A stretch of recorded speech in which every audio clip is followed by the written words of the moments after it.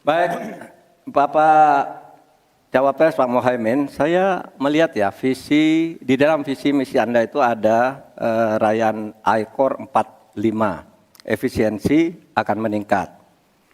Nah, Pak, kalau itu bisa dicapai seperti di tahun 89, 91, maka pertumbuhan ekonomi kita ini bisa mencapai 7% loh. Kalau 4 saja, Anda punya visi targetnya itu I-Core-nya 4 sampai 5. Padahal pertumbuhan dengan 4 saja itu bisa 7% pertumbuhan ekonomi nasional.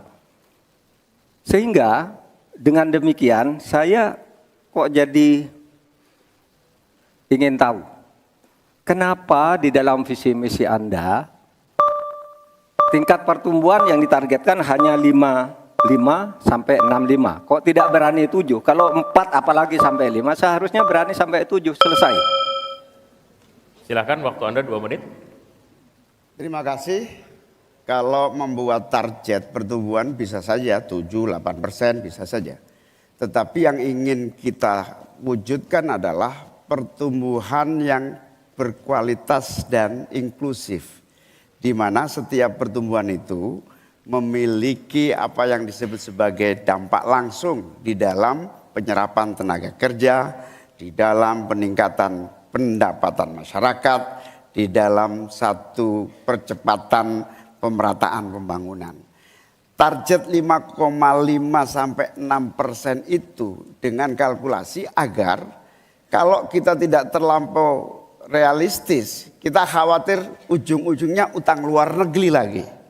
Utang luar negeri yang terlampau banyak ini mengakibatkan beban bukan hanya pemerintahan hari ini, tetapi juga anak turun kita akan mengalami banyak beban utang yang panjang.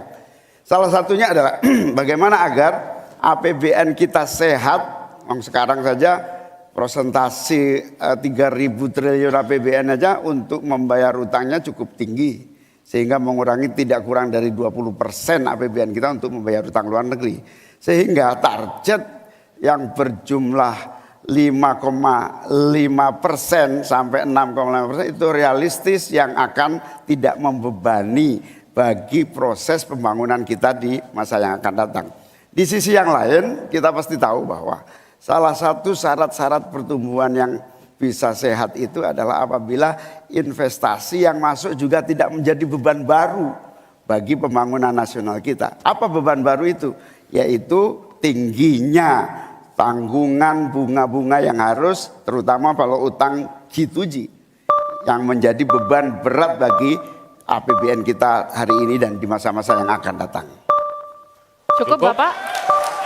Baik, selanjutnya dipersilakan untuk Pak Mahfud MD untuk kembali menanggapi, waktunya 1 menit, silakan Bapak. Ya begini Pak,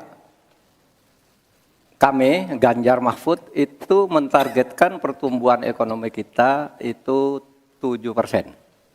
Itu hitung-hitungannya mudah, tadi saya sudah sebut di pertama. Betapa saya menyelamatkan korupsi yang diurus kantor langsung saya aja 677 triliun. Itu kalau dibagi ke UMKM, itu luar biasa. Kemudian yang ditemukan oleh ICW sejak tahun 2014 yang sudah inkrah korupsi itu berapa? 233,7 triliun. Nah ini kalau kita pangkas melalui penegakan hukum yang benar, ini bisa mencapai 7. Tapi Anda menyimpang dari rumus yang selama ini terjadi. Kalau Anda berani dengan I-Core 4 saja, Anda pasti bisa 7%. Pasti bisa 7%, apalagi 4 sampai 5. Lah ini Anda menargetkan segini, tapi pertumbuhan ekonominya cuma 5,6. Secara matematis agar kurang cepat. Selesai. Silakan ditanggapi. Harap tenang. Ditanggapi Ya, Pak Mohaimin. tentu saya sangat setuju. Bukan hanya pemberantasan korupsi yang membawa pemasukan bagi APBN kita, menjaga kebocoran APBN kita, tetapi juga pendapatan negara bukan pajak yang juga menjadi bagian dari andalan. Akan tetapi kita juga harus realistis bahwa 7% itu bisa jadi cuma omong kosong, di mana kenyataannya setelah APBN kita jalan sampai hari ini aja 5% yang diterapkan oleh pemerintah hari ini juga masih mengalami banyak kontraksi. Dalam arti utang luar negeri masih menjadi andalan utama, sekaligus kita juga menyaksikan bagaimana 5% itu realnya di lapangan tidak sampai 5%. Sehingga saya khawatir kalau target 7% itu dipaksakan, ujungnya bukan pertumbuhan yang sehat tetapi pertumbuhan semu yang keropos.